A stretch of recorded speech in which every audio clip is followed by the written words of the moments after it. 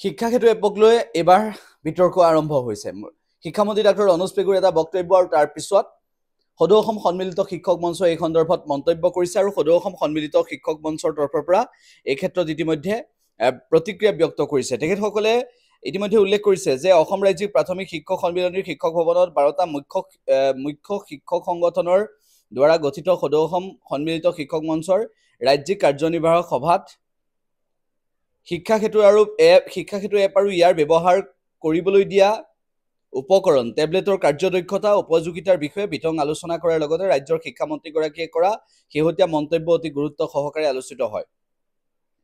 সভাত উপস্থিত থকা সকলে কি মন্তব্য কৰিছিল সেই সন্দৰ্ভতো তেখেতসকলে লিখিছে যে বহু শিক্ষক সংগঠনৰ নেতৃত্বই নদি কৈছে যে এপটোৰ সফটৱেৰ যিটো এপ আছে এই এপটোৰ সফটৱেৰ লগতে উপস্থিতি ল'বলৈ দিয়া উপকৰণৰ কাৰ্যদক্ষতা যথেষ্ট আশাপূৰ্ণ। ইয়াৰ ভিতৰত দৈনিক ৰাতিপুৱা 8:45 দিয়া উপস্থিতি দিয়াৰ পিছত বহু উপস্থিতি সম্পূৰ্ণ বা অসম্পূৰ্ণ হোৱা দেখুৱায়।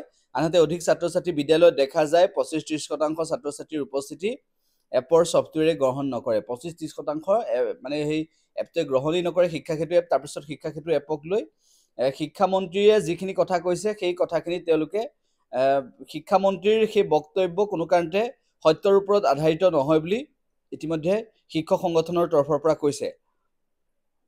শিক্ষামন্ত্ৰীৰ উপস্থিতিত লোৱা সফটৱেৰ আৰু উপকৰণ যিটো টেবলেট আছে কোনো বিসংগতি নাই বুলি তথ্য দিছে। তাৰ কোনো মান্যতা নাই কাৰণ তেনে পদাধিকাৰী বিষয়াই শিক্ষক ছাত্ৰৰ উপস্থিতি লোৱা সময়ত উপস্থিত থাকি নিৰীক্ষণ কৰাৰ নজিৰ নাই।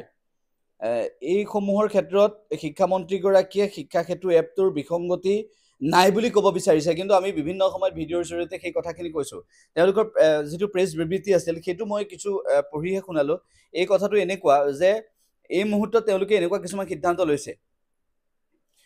শিক্ষক সমাজক ব্যক্তিগত মোবাইলত উপস্থিতি নিবলৈ আহ্বান। আবেলিলৈ শিক্ষাৰ্থী আৰু শিক্ষকৰ উপস্থিতি লোৱাই শেষ নহয়। এজনৰ উপস্থিতি দিবলৈ প্ৰয়োজন হয় বহু সময়ৰ। ছাত্ৰ ছাত্ৰীক গ্ৰুপ কৰিলে উপস্থিতি নলয়। শিক্ষক সমাজক সকলো অভিযোগ লিখিতভাৱে অৱগত কৰিবলৈ আহ্বান। 13 মাৰ্চত শিক্ষামন্ত্ৰী আৰু 21 মাৰ্চত প্ৰাথমিক শিক্ষা সঞ্চালক আৰু 22 মাৰ্চত মাধ্যমিক শিক্ষা সঞ্চালক মঞ্চৰ প্ৰতিনিধি দলে আলোচনা কালত সকলো বিসংগতিৰ কথা অৱগত কৰিছিল। এতিয়া ছাত্ৰ ছাত্ৰীৰ অনুস্থিতিৰ কাৰণ দেখুৱাই শিক্ষা সেতুৰ বিৰোধিতা কৰা নাই কোনো শিক্ষকে। ব্যক্তিগত মোবাইলত শিক্ষা সেতু এপ সংযোগ কৰি একাংশ শিক্ষকক মিছা আশ্ৰয় লোৱাৰ অভিযোগ। কাৰ স্বাৰ্থ সুৰক্ষিত কৰিছে এই বিসংগতিসমূহে? এই প্ৰশ্নকেইটা কৰিছে শিক্ষক সন্মিলিত শিক্ষক সমাজে এই সন্দৰ্ভত প্ৰশ্ন উত্থাপন কৰিছে। লগতে কৈছে যে আৰ্জিত ছুটিৰ ক্ষেত্ৰত চৰকাৰৰ যি বিষয় চৰকাৰৰ যি নিৰ্দেশনা তাত শিক্ষক সমাজ অসন্তুষ্ট। গ্ৰীষ্ম বন্ধত শিক্ষকক কামত জড়িত নকৰিবলৈ আহ্বান। 5ম আৰু 8ম শ্ৰেণীৰ ছাত্ৰ ছাত্ৰীৰ বাবে মুখ্যমন্ত্ৰীৰ বিশেষ বৃত্তি পৰীক্ষা অনুষ্ঠিত কৰি তেওঁলোকক জলপানী প্ৰৱৰ্তন কৰিবলৈ দাবী জনাইছে চৰকাৰক। চৰ্তবিহীনভাৱে বিদ্যালয়ৰ প্ৰধান নিযুক্তি আৰু খালী পদ পূৰণ কৰাৰ দাবী উত্থাপন কৰিছে। এতিয়া বিষয়টো হৈছে যে শিক্ষা সেতু এপটোৰ বিসংগতি থকাৰ পিছত শিক্ষামন্ত্ৰীগৰাকীয়ে এইবোৰ কথা শুনিব নিবিচাৰে।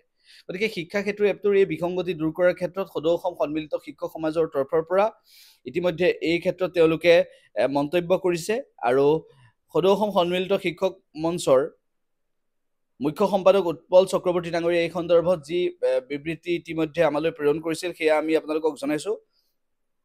উৎপল চক্ৰৱৰ্তী ডাঙৰীয়াই সেই সন্দৰ্ভত অৱগত কৰিছে। গতিকে শিক্ষক সমাজে এই দাবীখিনি কৰিছে। শিক্ষা সেতু এপটোৰ বিসংগতি আজিও কিয় স্বীকাৰ কৰিব নোৱাৰে শিক্ষামন্ত্ৰীগৰাকী বা শিক্ষা বিভাগে সেইটোহে কিন্তু বিচাৰ্যৰ বিষয়।